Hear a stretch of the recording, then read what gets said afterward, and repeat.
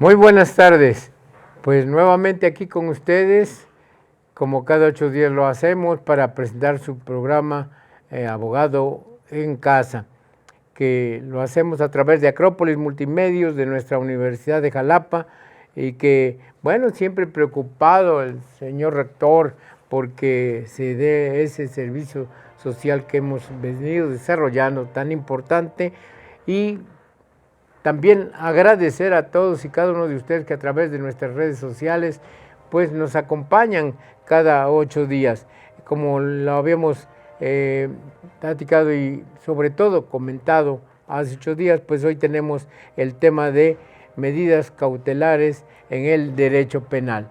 Y se hace la observación que en el derecho penal, porque también tenemos medidas cautelares en derecho civil, y también pudiéramos decir que tenemos en otras ramas del derecho, pero principalmente hoy nos abocaremos a las medidas cautelares que están encuadradas en nuestro Código Nacional de Procedimientos Penales.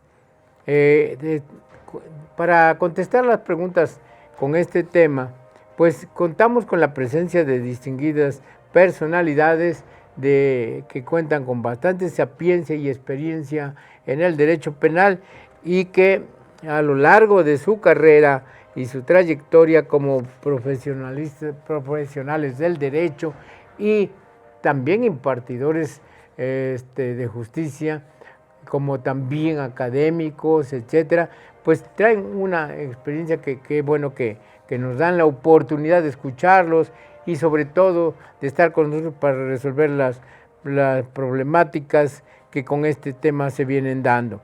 Los invitamos, como siempre, a que se comuniquen al teléfono 2288-1381-75. Repito, 2288-1381-75 de aquí de nuestro estudio, para que hagan las preguntas que crean pertinentes y de esta manera sigamos adelante.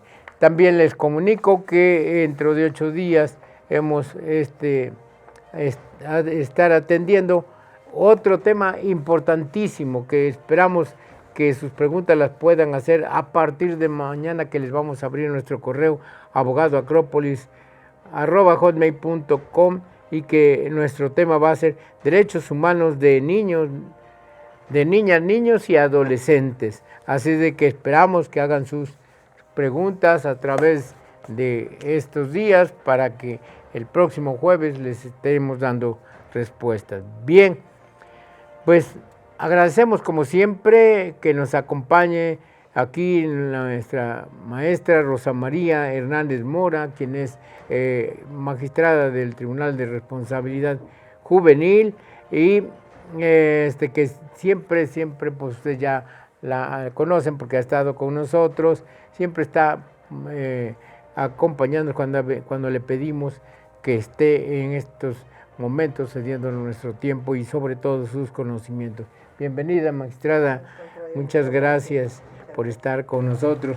De la misma manera, un gran personaje que ya es toda una institución de nuestra Universidad de Jalapa, pero también como académico, también como abogado, porque me consta que también pues pisa los juzgados, los tribunales, en pro de la defensa de todos nuestros gobernados, y sobre todo también de una amplia sapiencia y experiencia en lo que es lo académico, y hoy integrando muy bien, por cierto, la dirección de asuntos que se llama de investigaciones jurídicas de nuestra Universidad Veracruzana. Así que bienvenido, me refiero al doctor Carlos Vázquez Azuara. Muchas gracias por estar nuevamente con nosotros, doctor. Un placer, estimado doctor, siempre un gusto estar en este programa y por supuesto con mi distinguida magistrada y amiga, un honor compartir el panel. Muchas gracias, igual. Gracias, pues vamos a iniciar con la primera pregunta, maestra Rosa María, que nos hacen aquí y dicen: ¿en qué consiste la presentación periódica ante el juez del control? Bueno, En el Código Nacional de Procedimientos Penales, que es la normatividad que regula los procesos penales en la actualidad, se contempla un apartado de medidas cautelares y precisamente esta presentación periódica es una medida cautelar que el juez de control o garantía va a imponer en aquellos casos en donde no amerite, por ejemplo, una medida cautelar de prisión preventiva. Vamos a manejar como ejemplo el delito de incumplimiento de la obligación de dar alimentos. En este caso, una vez integrada la carpeta de investigación y de la que ya va a conocer el juez de control o garantía, señala fecha para la audiencia inicial y bueno, en la audiencia inicial donde se le cita para que comparezca la misma, normalmente el fiscal va a solicitar se le establezca una medida cautelar y normalmente va a ser esta la presentación periódica que podrá hacer ante el juez o alguna autoridad distinta. Está la de medidas cautelares, que normalmente la unidad de medidas cautelares, que sería donde le va a indicar que tiene que ir a firmar cada 8 o 15 días, puede ser cada 3 semanas o incluso cada mes.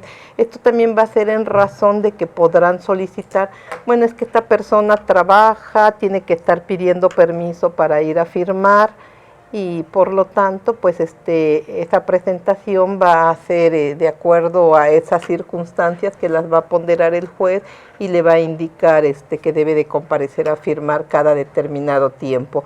En términos generales, esa sería este tipo de medida cautelar. Creo que esta medida cautelar, pues no es nada nueva, ¿verdad? Creo que desde las épocas de nuestro sistema penal anterior, creo que era la más usual, ¿no? Cuando decían, voy a poner en libertad bajo fianza y tienes que venir a firmar. Sí, la diferencia actualmente es que no, si nada más es la presentación periódica, no lleva de la mano, por ejemplo, la garantía económica. Y con anterioridad estaba la libertad bajo fianza, que viene siendo el equivalente a la garantía económica. Como que ahora la finalidad de este nuevo sistema es sensibilizarse a esta situación y no pues ser inquisitivo como en el anterior sistema, y darle la confianza y la oportunidad a las partes en conflicto, sobre todo por la naturaleza de los hechos, de que se le establezca una medida cautelar únicamente para mantener como en vigilancia de que la persona va a estar al tanto de su proceso, va a estar al llamado que se haga.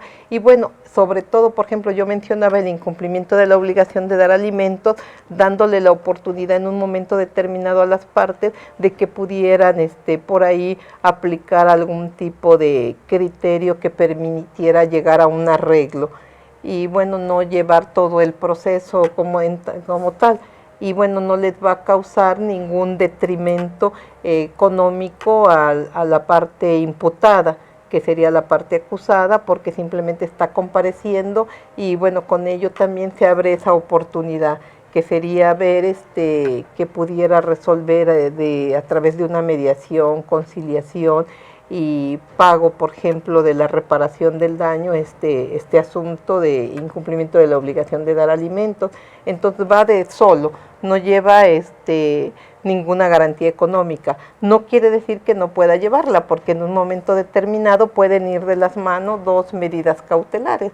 Esto también queda un poco a criterio del juzgador, pero creo que ha sido sensible en ese sentido y se ha ido más por la presentación periódica, que ya no requiere que pague alguna cantidad de dinero como garantía, o sea, una fianza, lo que anteriormente conocíamos como fianza. Entonces sí, ya existía, pagaba una fianza y tenía que acudir en el anterior sistema la persona acusada a estar firmando periódicamente.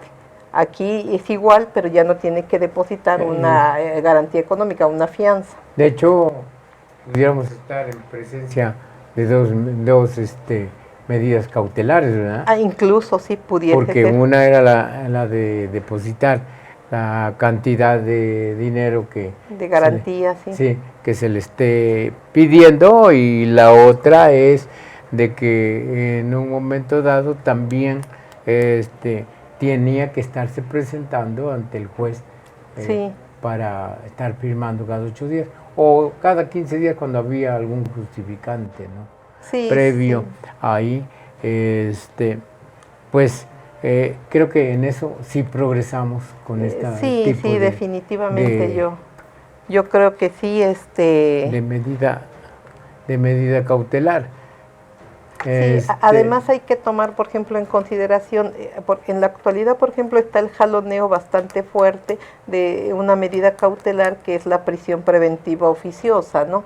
Entonces, de tal suerte que hay un catálogo determinado de determinados delitos que de alguna manera pudiéramos decir, estos por la naturaleza que revelan, se consideran en términos generales como graves y bueno, están contemplados en el artículo 19 constitucional, párrafo segundo, y dentro de ese catálogo es exclusivamente para aquellos delitos que ameritan este tipo de medida cautelar, que sería la prisión preventiva oficiosa además, que bueno, también tenemos la justificada, que vale la pena invocarla, sobre todo por la situación que se dio ahorita en la Suprema Corte, este debate de desaparecer la prisión preventiva oficiosa y subsistir nada más con una prisión preventiva justificada finalmente, con lo que iba a obligar un poco a la Fiscalía a que diera las razones y los motivos por el cual solicitaba este tipo de medida cautelar de prisión preventiva, pero como es justificada, justifícame porque la solicitas,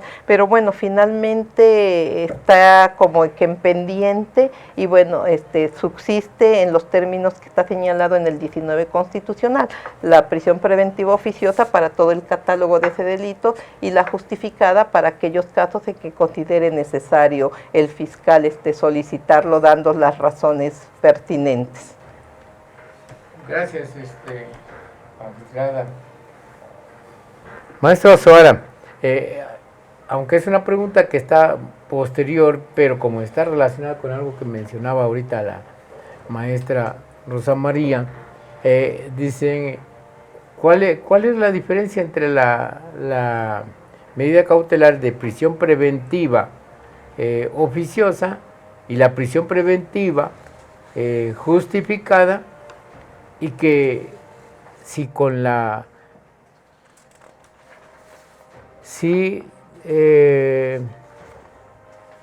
medida oficiosa se está respetando la presunción de inocencia? No, hombre, pues es una pregunta espléndida, doctor Víctor Lozano, y aprovechamos, por supuesto, también a saludar a nuestro amigo, el doctor Raúl Pimentel Murrieta, que está aquí con nosotros. Y bienvenido. Siempre con un gusto de compartir el panel. Y lo adelantaba sabiamente la magistrada Rosa María Hernández, lo ha explicado muy bien y quiero abonar a su intervención. Las medidas cautelares que tenemos, precisamente que derivan del 155 del Código Nacional de Procedimientos Penales, contempla una serie de medidas, siendo la última ratio o la última razón la 14ª, que es la medida cautelar de prisión preventiva, que por diseño normativo puede ser oficiosa o justificada. Cuando es oficiosa, obedece a su imposición automática derivado del catálogo de delitos que prevé el 19 constitucional, que refería acertadamente la maestra, y ese catálogo en automático prácticamente, a esta prisión preventiva deberían denominarle prisión preventiva automática, en realidad, para que la gente entendiera de qué se trata y por qué entra en conflicto con el principio de presunción de inocencia que viene en el artículo 20 constitucional. Si nosotros ponemos en un cuadro comparativo la prisión preventiva oficiosa y la justificada, ¿qué diferencias encontraríamos? La oficiosa procede prácticamente en automático, derivado de la sola imputación de un delito de los que vienen previstos en el 19, es decir, es automática. Mientras que la justificada requiere atender determinados requisitos para acreditar que se justifica la necesidad de la medida, por de ahí su nombre de justificada. ¿Qué se necesita para que la prisión preventiva opere en este caso? Que se atienda el principio de proporcionalidad, que se justifique la necesidad de la medida. Solamente se impondrá cuando las medidas anteriores no son suficientes para garantizar la asistencia del imputado a juicio, que no haya peligro fundado y expreso de la sustracción de la acción de la justicia, que se garantice el libre desarrollo del procedimiento y evidentemente que no se ponga en riesgo la vida de la víctima o de los testigos. Si no hay estos elementos, esa prisión preventiva no tendría por qué imponerse. ¿Qué se necesita para que una persona sea catalogada como imputada? que alguien más llegue y diga que esa persona cometió un delito en contra de sí o de otro, y que haya indicios mínimos en la investigación, porque recordemos que el sistema penal marca datos de prueba, medios de prueba y pruebas que se generan en presencia del juzgador, pero todo empieza con los datos, con los indicios. Entonces, habiendo indicios y un señalamiento, y si este señalamiento es con base en un delito de los del catálogo, pues prácticamente la prisión preventiva será una consecuencia lógica, porque es oficiosa. No así en la justificada, que debe responder a determinado, y es el debate que refería acertadamente la maestra Rosa María Hernández. La Corte al final decidió no entrar, bajo el argumento de que no sabía si tenía facultades para interpretar la Constitución, cosa que evidentemente ya sabemos que lo ha hecho en reiteradas ocasiones, pero se fue por la tangente, no quiso entrar al debate, porque sabía que un debate, al confrontar la prisión preventiva oficiosa con el principio de presunción de inocencia, está perdido, porque ya lo dijo la Corte Interamericana de Derechos Humanos. Esa prisión preventiva oficiosa que tiene México es un vestigio que venimos arrastrando del sistema inquisitivo mixto. Entonces quítala y déjala justificada, es decir, para todas y todos los cibernautas, échale cerebro, fiscal. Si se va a sustraer de la acción de la justicia y lo demás que tiene el catálogo no te sirve, entonces sí tenlo en prisión. Pero si no, hay presunción de inocencia, porque todavía no estás compurgando una pena y porque además técnicamente tienes derecho a ser oído y vencido en juicio. Entonces, continuando con las diferencias, la oficiosa procede automáticamente con el catálogo. La justificada, evidentemente, solo procederá cuando se dan los elementos que he referido previamente. La oficiosa puede entrar en detrimento, no requiere ni siquiera que se entre al estudio de las anteriores para ver si éstas pudieran o no sustituirla. En cambio, la justificada es, desde la óptica del diseño normativo, la última ratio. Mucho se critica de todas las demás medidas cautelares, que si la del brazalete, que no tenemos brazaletes para empezar, ni sistema de geolocalización, o tampoco patrullas que vayan al lugar cuando alguien salga del perímetro. Eso es una realidad. Pero otras que mencionaron sabiamente, acudir periódicamente a firmar, la garantía económica, circunscribirse en determinada área, entre otros elementos. Pero, grosso modo, la diferencia estriba en que una ha sido catalogada, la oficiosa, como violatoria de derechos humanos y específicamente la presunción de inocencia, mientras que la otra busca en todo momento garantizar la asistencia del imputado a juicio, más los demás elementos y bajo la proporcionalidad. En todo caso, esta se apega más al debido proceso y a una visión garantista que tutele de manera efectiva los derechos humanos. Concluyendo esta intervención, debo decir que ese debate sobre si debe o no subsistir la prisión y seguir engrosando el catálogo, porque en los últimos años hemos engrosado ese catálogo. Antes era la excepción a la regla y decían, hay presunción de inocencia, pero si te señalan por esto, vas a prisión preventiva. Y al siguiente año, bueno, esos eran unos delitos, pero ahora le vamos a agregar otros, y ahora lo que era la excepción a la regla es la regla general, porque prácticamente hasta delitos cometidos con medios violentos, dice el 19, pueden, bajo ciertas interpretaciones no progresistas, no pro homine, derivar en una prisión preventiva oficiosa. Entonces, sí tenemos ahí un problema, y que es lo que debe privilegiarse: la prisión preventiva como medida cautelar en un momento justificada y siempre que las demás no garanticen la asistencia del imputado a juicio, más los demás elementos que he mencionado previamente. Gracias, doctor. Pues, adelante. Ahorita tocó algo muy interesante. El doctor Azuara habló de la colocación de localizadores electrónicos, que sería hacer uso de una medida cautelar efectivamente muy costosa. Sin embargo, cabe hacer la observancia que en tratándose del sistema para adolescentes, se están utilizando unas pulseras que les colocan en el tobillo, que tienen este efecto. Por ahí ha habido algunos problemas, y bueno, aquí el magistrado Pimentel también pues él estuvo a cargo de la Sala de Responsabilidad Juvenil, y bueno, pues nos tocó observar esto, que a veces incluso los chicos se quitan esta pulsera y la han tirado, y bueno, pues luego no los han localizado, porque quieren escapar o irse, darse a la fuga, o simplemente porque no la quieren traer, ¿no? Entonces sí ha sido un poco problemático el uso de este tipo de medida cautelar en tratándose de adolescentes, pero sin embargo existen aquí en el caso de nuestro estado, ¿verdad? Entonces nada más era como un comentario a abundar en lo que dice el doctor Azuara y bueno, creo que sí cabe tenerlo presente. Gracias. Bueno, pues como si ustedes se dan cuenta y observan, ya tenemos aquí también acompañándonos al doctor Raúl Pimentel Murrieta, que también es un personaje de mucha sapiencia, también una persona que en la vida académica, en la administración de justicia y todo, pues ha logrado llegar a metas que muchos ya las quisiéramos alcanzar. Y qué bueno que está con nosotros. Yo le agradezco para también complementar y resolver las interrogantes que ustedes nos hacen. Así que bienvenido, doctor Raúl Pimentel Murrieta. Gracias por aceptar nuestra invitación, gracias por estar aquí con nosotros.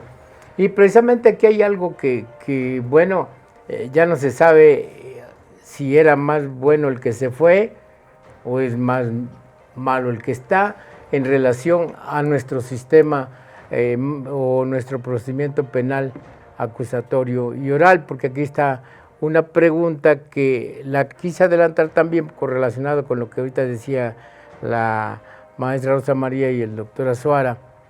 Dice que en dónde o para qué sirven los mecanismos de oportunidad que tiene el Ministerio Público cuando inicia una acusación, porque anteriormente, dice, porque anteriormente se citaba al acusado para que acudiera al Ministerio Público y pudiera defenderse, incluso presentar pruebas de su inocencia. Ahora, desgraciadamente, ya no lo hacen, dice, y ni siquiera se entera uno de que está acusado. Cuando se da uno cuenta, ya lo detienen, lo llevan ante el juez y nunca supimos que había una acusación ante el Ministerio Público. ¿Acaso ya la ley penal prohíbe al Ministerio Público o que lo obligue a citar a una persona cuando está acusada para darle el derecho a su defensa?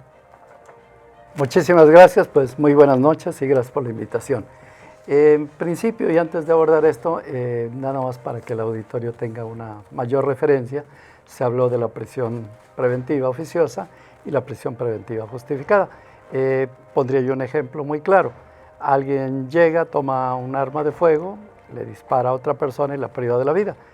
Lo ejercitan la acción penal por el delito de homicidio doloso, porque fue un acto voluntario a cargo de esta persona, y como el artículo 19 constitucional dice que la prisión preventiva oficiosa será en el delito de homicidio doloso, automáticamente ahí ya no se somete a discusión. El juez simplemente dice, bueno, si viene por homicidio, la prisión preventiva es automática, y ahí se queda. Caso contrario, si la persona va conduciendo una unidad automovilística, atropella a alguien y lo priva de la vida, el delito también es homicidio. Sin embargo, no está en el 19 constitucional porque ya no es un homicidio doloso, es un homicidio imprudencial o culposo, es decir, hubo una violación a un deber de cuidado, pero no hubo la intención de privarlo de la vida. Consecuentemente, en este segundo caso, sí tendría que discutirse qué tipo de medida cautelar se le podría imponer. Y la Fiscalía podría pedir la prisión preventiva, pero ya no la oficiosa o automática, sino tendría que pedir la necesaria, siempre y cuando justificara, por ejemplo, que la persona que conducía el vehículo se lo había robado, pensaba sustraerse a la acción de la justicia, había cometido un hecho delictuoso y que ni siquiera es de aquí. Vamos a pensar que es de Baja California. Dice, oye, pues es una persona que si le aplicamos otra medida, se va a sustraer a la acción de la justicia. Ahí sí le podemos aplicar prisión preventiva, pero esa tendrá que discutirse y la Fiscalía tendrá que acreditarla, como lo señaló muy bien el doctor Vázquez Azuara, tendrá que aportar una serie de datos para justificarle al juez que es necesaria esa prisión. Entonces, hablamos de un mismo hecho delictuoso, el homicidio, pero no está en el 19 constitucional el homicidio imprudencial. Consecuentemente, ese no sería prisión preventiva automática, sino cualquier otra medida, y entre ellas podría llegarse a la prisión. Retomando la pregunta que realizan, no, es obligación del Ministerio Público en la integración de las carpetas citar al imputado para hacerle saber cuál es el hecho delictuoso que se le atribuye y darle la garantía de una defensa, hacerle saber sus derechos y demás, y solamente reservárselo en los casos donde sí tenga un temor fundado que se sustraiga a la acción de la justicia, porque vamos a pensar que a alguien lo denuncian por el delito de secuestro.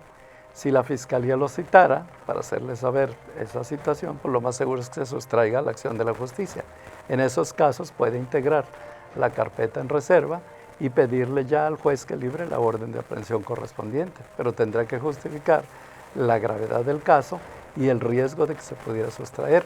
Pero no se trata de que en todos los casos la fiscalía, de manera arbitraria o discrecional, integre sus carpetas y nunca cite al imputado, porque entonces se rompería un principio de igualdad. Es decir, si hay alguien que le atribuye el hecho, pues también la otra persona tiene derecho a defenderse y tratar de acreditar que no es el responsable de ese hecho. Lamentablemente, como bien lo comenta quien pregunta, el criterio de oportunidad no ha tenido una respuesta adecuada. Leía yo hace unos días algo que me impactó, donde señalaban que en la estadística hubo 90,000 carpetas de investigación integradas por la Fiscalía del Estado de Veracruz y desafortunadamente solo en 3,000 ejercitó la acción penal. Es decir, esto es extremadamente grave, quiere decir que se están quedando las carpetas allí y no les están dando salida o continuidad. La idea era que precisamente entre las salidas que se establecieron para que no tuviese que integrarse tantas carpetas, una de ellas era la abstención de la facultad de investigar, diciendo Ministerio Público o Fiscalía. Si desde el primer momento adviertes que no es un hecho delictuoso, pues no tienes necesidad de aperturar una carpeta. Dile simplemente a la persona que tendrá otra vía, la administrativa, la civil o la que quiera, pero que no es un hecho delictuoso el que está atribuyendo a la persona. Y con esto se quitaría. Y el segundo presupuesto, ya integrando la carpeta, es el criterio de oportunidad al que pues nuestro oyente hace referencia, que es concretamente se buscó un mecanismo para decir, oye fiscal, no en todos los casos tienes que llevarlo ante un juez, ni en todos tienes que obligar a un proceso, porque precisamente eso es lo que ha traído una sobrecarga. Le dijo, en delitos de mínima lesividad, por ejemplo, de delitos de bagatela, pues no tienes por qué integrar una carpeta y acudir ante un juez. Uno de los camarógrafos en este momento se acerca y se lleva la botella de agua que yo tengo, pues está incurriendo en un delito de robo, está llevando una botella. Pero cuando yo denuncie el hecho y se integre la carpeta y se advierta que la botella vamos a integrar toda una carpeta, pues por esa suma de dinero, lo que ocurriría es que en ese momento, si él repara el daño correspondiente, pues la consecuencia será que le puedan aplicar un criterio de oportunidad. Este sería uno de los aspectos. En otro aspecto puede también darse el criterio de oportunidad cuando el sujeto activo, el autor del hecho delictuoso, sufre una afectación ya sea física o psíquica de mayor envergadura que el delito cometido. Alguien que se mete a robar a una casa, sustrae un aparato, se brinca por la azotea para escapar y en esa fuga se cae y queda cuadrapléjico. Dicen, bueno, pues esta persona ya no tiene capacidad de caminar en toda su vida, pues ¿para qué lo queremos en la cárcel y para qué lo queremos con un proceso penal? Pues si huyó y se recuperó el objeto, pues aplícale un criterio de oportunidad. En otros de los casos también establece cuando la sanción resulta innecesaria.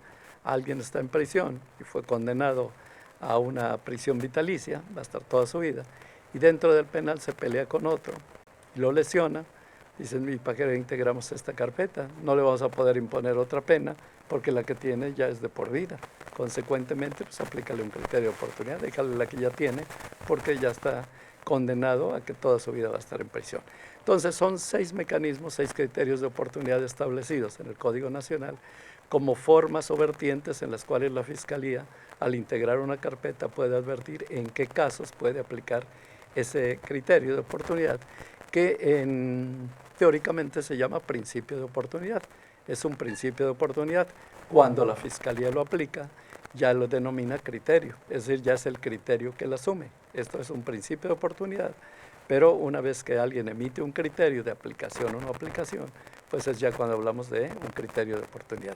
Pero la idea es de que en todos los casos donde se pudiera no llegar a juicio por las hipótesis que hemos enunciado, más otras que hay, son 6 en total, la Fiscalía aplique ese criterio de oportunidad y ese asunto se archive y se concluya. Y solamente deje en investigación los casos que tienen una verdadera trascendencia social, que impactan y que de alguna manera laceran a la sociedad. Pero desafortunadamente, como bien lo dice quien escribe, pues en principio la Fiscalía integra sus carpetas y dice, pues en lugar de que la retarde yo citando al imputado y que me trate de aportar por medio de la defensa datos de prueba, pues mejor con lo que ya tengo, ¿verdad? Ya hubo una denuncia, ya entrevisté 2 testigos de cargo, pues con eso se lo mando al juez y ya que se defienda como sea. Pero en síntesis y en relación a la pregunta que hace, sí está obligada la Fiscalía porque es un sistema garantista y además es un órgano encargado de investigar. Y no se trata de que investigue solamente la acusación, sino también que investigue los mecanismos de defensa de la parte contraria, porque si no, dolosamente a mí me atribuyen un hecho delictuoso, mi vecino dice que yo le robé una motocicleta, trae a sus 2 primos, dicen lo mismo, y con eso yo ya tendría una orden de aprehensión. Nunca me dieron la oportunidad de defenderme y que yo pudiera acreditar que el día y la hora que ellos dicen que ocurrió el hecho, yo estaba trabajando, ni siquiera estaba en ese lugar. Entonces lo propio y correcto dentro de un sistema garantista es que se perfeccione esa carpeta de investigación y no solamente bajo datos incriminatorios, sino también se dé oportunidad al imputado de que pueda saber qué delito se le atribuye y cuál es la defensa que puede asumir al particular. Gracias, magistrado. Pues precisamente es lo que ha estado provocando que se declaren culpables a los jueces, a los magistrados, porque dicen los que se dedican a la procuración de justicia, es que nosotros los detenemos si tú los sueltas, y a qué te dedicas, cómo es posible que esto... pero no los sueltan precisamente porque no sean culpables o porque no hayan cometido el delito, sino en un gran número de problemas de índole penal los sueltan porque está mal integrada la carpeta de investigación o se violó ya algún derecho de los que le asiste al acusado, como dentro de lo que nosotros nombramos, el código lo cita como el debido proceso. Y entonces dice, es que no estamos entendiendo por qué lo sueltas si inclusive está confeso. Sí, espérate, pero el juez tiene la obligación de estudiar eso de manera integral para ver cómo se dio la detención, cómo se la causa, qué elementos hay. Y todo eso a veces que se pudiera evitar precisamente escuchando al acusado en lo que es la etapa administrativa, ¿no?, del proceso penal, para que así, presentando sus datos de prueba, que también tenga valorarlos y decir si puede ser o no eficaz el ejercicio de la acción penal, ¿no? Ahorita lo que comentaba el doctor Raúl Pimentel es muy cierto. Te enteras es porque ya vino la policía ministerial, tiene usted una orden de aprehensión y vámonos hacia adentro. Sí, nada más que si algo falló en la integración de esa carpeta, que finalmente ellos creen que está completa y lo que tiene únicamente es la historia criminal o la teoría criminal, pero las pruebas no le asisten ni son las que tengan una cuestión de eficiencia, y entonces pues obviamente el juez va a dictar el auto de no vinculación a proceso, y entonces cuando viene yo los agarro y tú los sueltas y que irresponsable esto y lo otro, y que nadie, yo he visto comentarios pero nadie le entra al tema de que por qué los sueltan, por qué dicen es que estuvo mal integrada la carpeta, y eso ha pasado en la propia Fiscalía General de la República, pero ahí se queda eso, ¿no? Yo siento que no está por demás ni fue un antojo de alguien haber instaurado los mecanismos de insertar los principios de oportunidad en el código, ¿no? Pero bueno, saber qué es lo que se puede abonar con todo esto. Maestra Rosa María, dice aquí, cuando una persona se encuentra privada de su libertad y ya está sentenciada, ¿se le puede aplicar una medida cautelar dentro del procedimiento de ejecución de sentencia? Bueno, en principio pues ya está privada de su libertad la persona. Y sentenciada. Y sentenciada. Aquí entendí que se le puede aplicar una medida cautelar en la ejecución de la sentencia. En la ejecución de la sentencia. Pues es que ya está privada de su libertad. Yo entiendo que la sentencia ya causó estado o que ya está puesto a disposición del juez de ejecución y se tiene que cumplimentar la sentencia en los términos.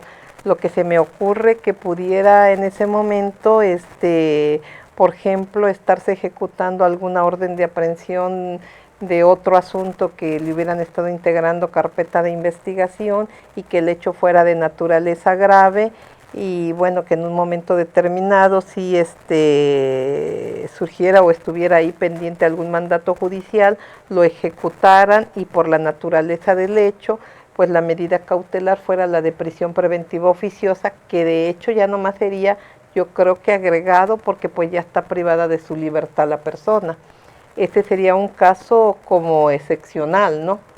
Porque pues lo común, o sea, cómo aplicarle una medida cautelar en la etapa de ejecución, ya entendemos que está cumplimentando la pena que le fue impuesta privativa de libertad.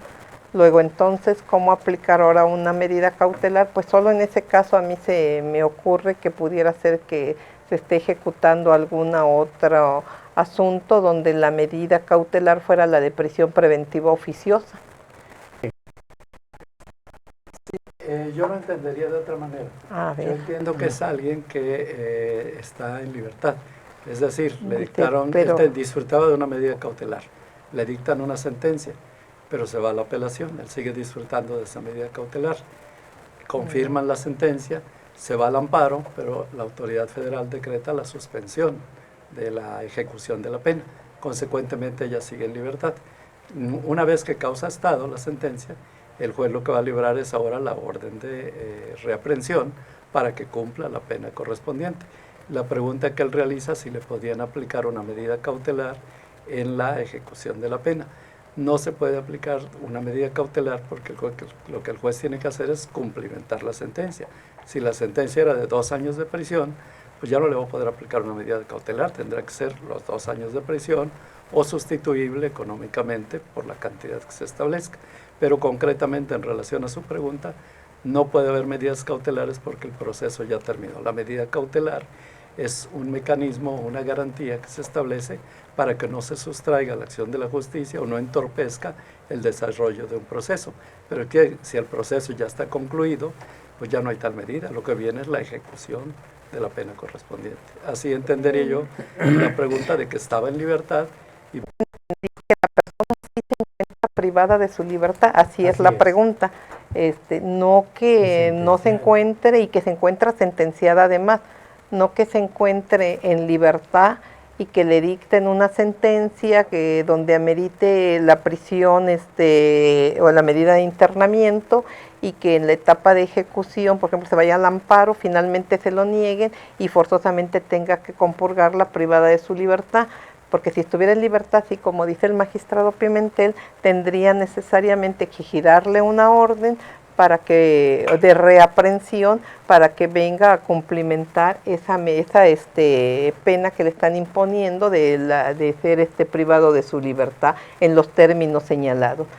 Efectivamente, y ahí pues no se le podría imponer una medida cautelar, pero en el caso de que dice que ya está sentenciado y yo entiendo que ya está cumpliendo porque ya está privado de su libertad, si se le puede imponer otra medida cautelar, de entrada sería no, a menos en el caso que expuse, que estuviera por ahí pendiente o otro asunto y que fuera de naturaleza de los que están contemplados, de los delitos que están contemplados en el 19 constitucional que comentábamos hace un momento, que únicamente pudiera ser la medida cautelar de prisión preventiva oficiosa. Salvo eso, pues no se le podría aplicar ninguna otra porque ya te está privado de todas maneras de su libertad, entonces ya no tendría ningún efecto. Yo lo veo así, pero bueno, a lo mejor la pregunta como que queda un poco en tela de duda como está planteada. Esa es una opinión personal. Bien, y bueno, pues sumándome a los valiosos comentarios de mis colegas en el panel, recordamos la naturaleza de la medida cautelar, y lo decía usted, doctor Vito, al principio del programa. ¿Qué son las medidas cautelares? No son exclusivas de la materia penal. Las medidas cautelares, por definición, por concepto, son aquellas que van a impedir que se perpetúen los efectos negativos del acto antijurídico, o en un caso muy particular como lo representa dar ciertas garantías para que el procedimiento no derive en impunidad. Pero su función se extingue una vez que evidentemente ya hay sentencia. Tan es así que el tiempo privado de su libertad, en el caso de la prisión preventiva, se descuenta el quantum. Por eso hay tratadistas que han sostenido que incluso la prisión preventiva es una sanción anticipada, porque se descuenta del tiempo que es finalmente establecido como pena en la sentencia definitiva que haya causado en Estado. Hay medidas de protección y medidas cautelares. Las medidas de protección se utilizan desde la investigación inicial y evidentemente después de la vinculación ya hay medidas cautelares bajo los supuestos, pero ya esto es la naturaleza de la misma, pierde su finalidad al haber una sentencia definitiva. Tan es así que en caso de haber existido una medida cautelar de prisión preventiva, pues se descontará el tiempo en prisión y evidentemente esto ocurrirá para efectos ya de compurgar la pena, ejecutar la misma y que el delito no haya quedado impune. Gracias, maestro. Yo creo que esto está enfocado en sí, porque nuestro Código Nacional de Procedimientos Penales se queda y termina en el momento en que concluye el proceso penal. Después, cuando esta persona ya es sentenciada, pasa a otra etapa de derecho penal y procedimental también, que es la ejecución de sentencia y que ya se rige ya no por el Código Nacional de Procedimientos Penales, sino ya por la Ley Nacional de Ejecución Penal. Ahí sí, pero también curiosamente, pues se establece otro procedimiento para las personas que están sentenciadas. Pienso que ahí va a ser esta pregunta también que puede hacer en el sentido de que pueden obtener su libertad anticipadamente a la sentencia. Dice, bueno, aquí llegaste condenado a 15 años y a lo mejor puedes egresar del penal a los 10 años, preliberación que se nombra, ¿no? Si tu comportamiento se hizo de tal manera, estoy hablando en relación que posiblemente esa sea su pregunta correlacionada a de lo que ya aquí nos explicaron nuestros distinguidos compañeros, que también después de la preliberación que se puede obtener, también en un momento dado, cuando llevan a cabo la reparación del daño a los que fueran condenados, el juez de ejecución de sentencia, ahí lo dice el código, la ley nacional, puede en un momento dado reducirle la sentencia bajo un procedimiento. Ese es otro procedimiento que se sigue ahí y que ya nada tiene que ver con el Código Nacional de Procedimientos Penales, previa a la cumplimiento, anticipada al cumplimiento de la sentencia, por buen comportamiento.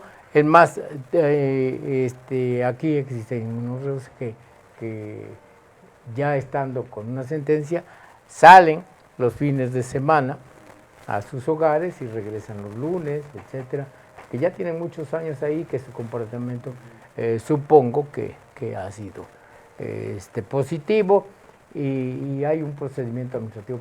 Yo creo que por ahí va, que es el que tiene la Ley Nacional de Ejecución Penal, y también cuando en un momento dado pueda realizarse una investigación, porque muchas veces pues la persona sentenciada, la persona detenida, no pudo defender si de momento aparece el que es culpable de la comisión de delito. Y entonces hay la necesidad de llevar a cabo el procedimiento dentro de lo que es la ejecución de sentencia, porque si, espérame, es que ya el que cometió el delito ya está ya detenido, ya dijo que lo cometió, ¿no? Yo pienso que por ahí puede ser, pero bueno, lo importante. Ya escuchando al doctor Vito, también si cabe, yo creo que no supo elaborarla, pero si fuera en ese tenor, Cabe señalar que si está en la etapa de ejecución, obviamente también hay una revisión de la medida sancionadora que puede ser mensual o puede ser anual. Y aquí esa medida sancionadora, si es la privativa de libertad, desde luego que puede reducirse la temporalidad o puede incluso cambiarse el tipo de medida o puede disminuirse y bueno, como ya si ya cumplió la mayor parte, incluso pudiese obtener su libertad o cambiarse por otro tipo de medida sancionadora. Entonces ahí también ese es otro aspecto interesante. Y el otro punto que mencionaba es el de reconocimiento de inocencia, ¿no? Exacto. Porque, bueno, ahí en el caso de que dice, bueno, es que esta persona se determinó que es culpable o responsable de la comisión del delito de homicidio por decir calificado, pero posteriormente resulta que aparece la persona que realmente privó de la vida a esta persona, pues se tiene que aperturar un incidente especial para que se aporte la prueba que se tenga que debe desvanecer el valor probatorio de las que incriminaron a esta persona. Entonces, de tal suerte que también ahí podría ir encaminado en ese punto. Y sí tenemos los dos tipos de procedimientos, el de revisión de la medida sancionadora, que es la de internamiento, o el procedimiento para reconocimiento también de inocencia, ¿no? Así es. Es muy importante todo esto, ¿verdad? Y que bueno, no todos los abogados, una gran parte quizá lo conozcan, pero hay también compañeros abogados que no conocen el procedimiento relativo en ejecución de sentencia, ¿no? Que no se platicábamos con el señor juez de ejecución del distrito de Pacho, y me decía, dice, es que pocos abogados vienen a promover esto. Y miren esto, dice, no, generalmente los hacen los familiares, oiga, ¿cómo le hago acá o cómo le hago allá, no? Pero es muy importante para la gente que en un momento dado ya está sentenciada, porque se nos viene, y es obvio, el mundo encima, ¿no? ¿Sabes qué? 15 años. Hijo, ¿y cuánto llevo? No, pues un año, te faltan 14, ¿no? Pero no les dicen, ni les advierten, ni les comunican los directores de los cerezos, hoy centros de reinserción social, las ventajas que pueda tener cumpliendo con el reglamento, las normas internas que hay. Bien, pero importante también todo esto, y miren que a veces nos detenemos con una pregunta, habida cuenta de que queremos que se enteren de todo lo que está a su alcance relacionado con las medidas cautelares y sobre todo con el procedimiento penal que se atiende. Doctora Suara dice aquí una pregunta, dice, ¿cómo puedo garantizar la libertad de mi hermano que está detenido y me indicaron que debo exhibir una garantía solamente económica?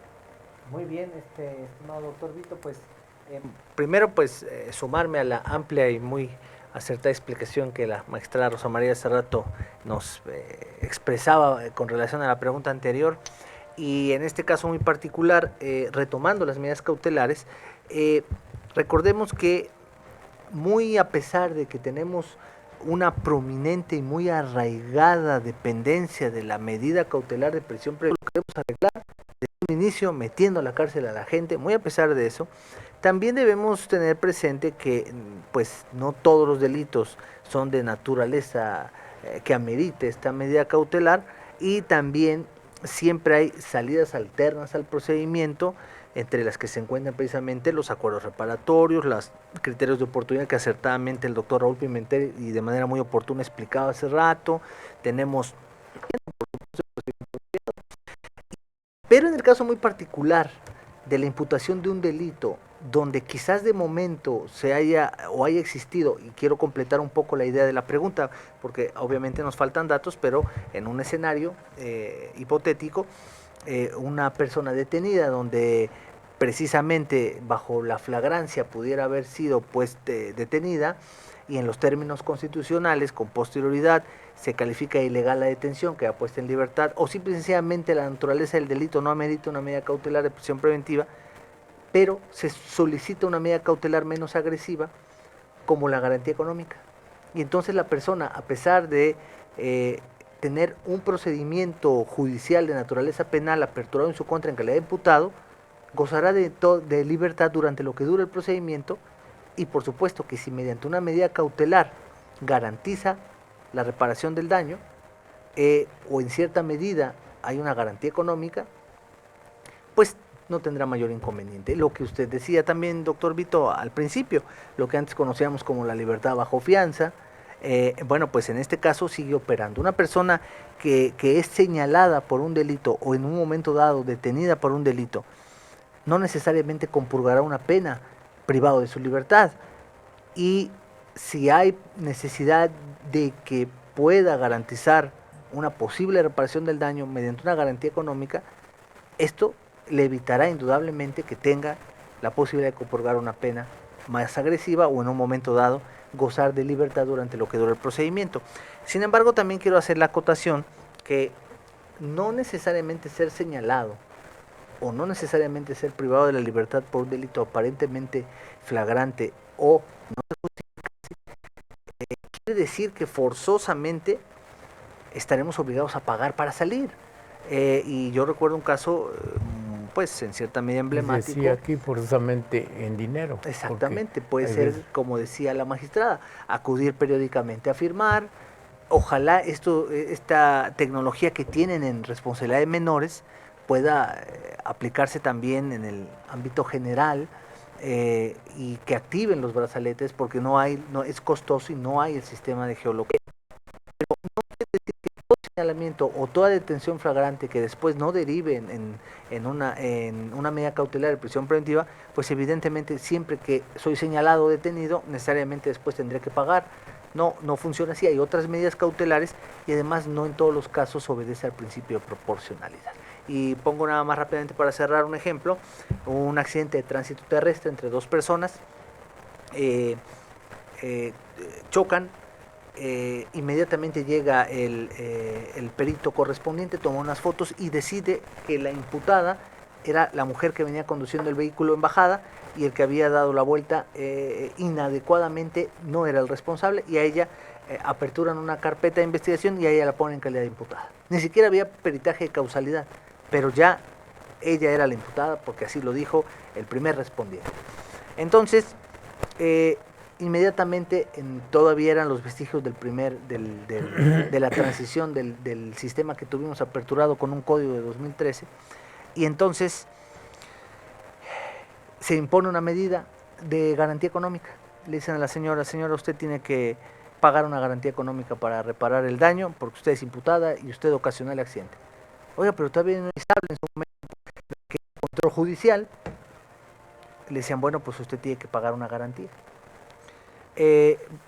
Y en la argumentación la defensa le dijo, oiga, es que eso rompe con el principio de proporcionalidad, con la visión de género, con la presunción de inocencia. ¿Por qué tendría que garantizar la reparación del daño de un vehículo que todavía no se sabe si ella ocasionó el desperfecto? Y ninguna de las circunstancias particulares de su caso obliga a creer que va a haber una sustracción de la acción de la justicia por ese monto. No se va a ir a vivir fuera de la ciudad por esa circunstancia. Entonces, evidentemente, no había lugar a medida cautelar. Y el procedimiento se continuó con la inmediata. Y el fiscal, en ese caso, reitero, era de los primeros asuntos, dice, pero ¿cómo es posible? Si en todo accidente de tránsito terrestre que teníamos nosotros, el que es imputado, si quería sacar su unidad, tenía que garantizar. ¿Eso era una regla general? Pues sí, en el sistema inquisitivo. Pero aquí, si todavía no se finca la responsabilidad, no hay un peritaje de causalidad y todavía no determinas, no puedes garantizar económicamente algo de lo que todavía no vas a ser penalmente responsable, máxime si no sean los elementos de una posible sustracción de la justicia o que deriven impunidad. Entonces, vamos viendo que no todas las medidas cautelares necesariamente se van a aplicar en todos los casos donde hay señalamientos o incluso detenciones en flagrancia. Gracias, doctora Sora. Doctor Raúl, sí, adelante. Perdón. Era un poquito agregar, dice, que están fijando una garantía de darla, ¿no? Dice, bueno, pues ¿cómo va a ser esa garantía? Es económica, puede ser en efectivo, o sea, las maneras como puede pagarla, si es que tiene la capacidad económica, si no, puede hacerlo a través de alguna fianzadora, puede hacerlo por hipoteca, por ejemplo, si tiene algún bien inmueble, bueno, puede solicitar que se haga a través de una hipoteca sobre ese bien inmueble, o puede ser una afianzadora que le va a vender un seguro a través del procedimiento que haga con la afianzadora para que garantice el concepto que, bueno, si tenemos es garantizar la libertad por una garantía, por una cantidad de dinero que le haya establecido el juez de control o garantía.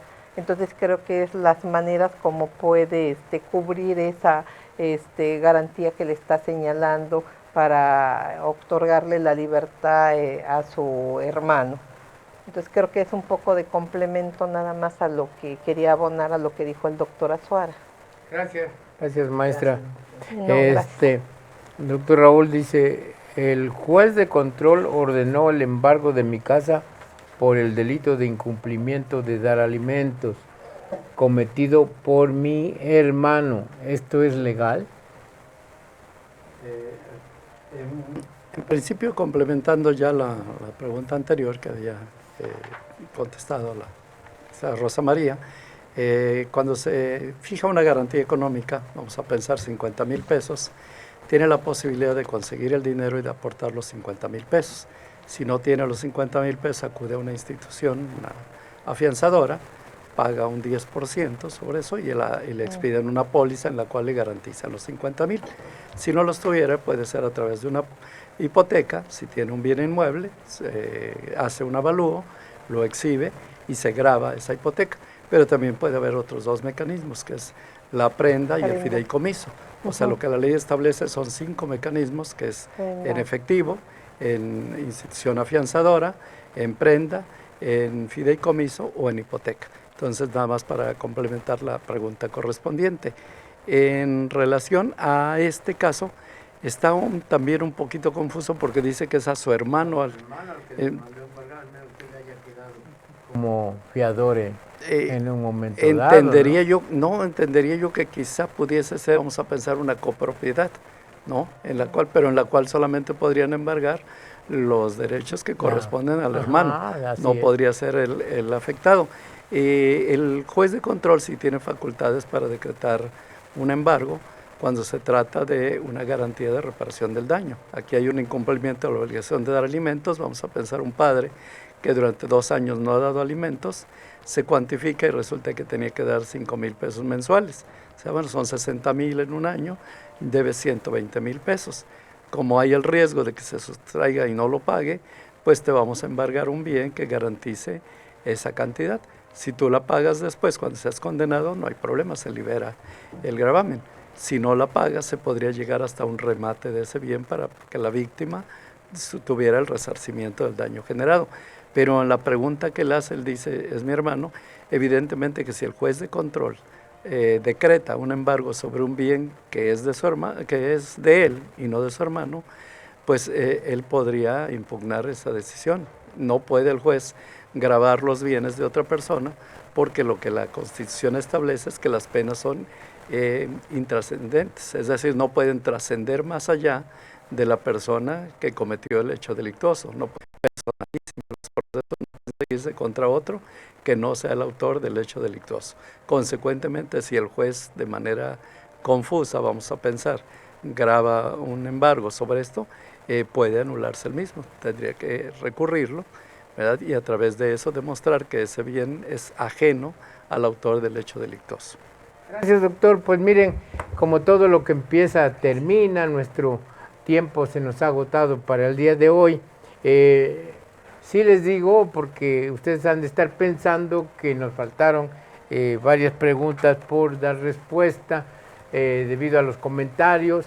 Sin embargo, voy a platicar, a comentar con nuestros invitados, porque sí nos quedaron todavía 8 preguntas pendientes aquí, para ver si no lo continuamos, porque necesitamos nosotros en un momento dado dejarlos satisfechos, porque esa es la finalidad de este programa. Por hoy solamente les agradezco su atención, decirles que tengan muy buena tarde y pásenla bien. Muchas gracias y nos vemos el próximo jueves.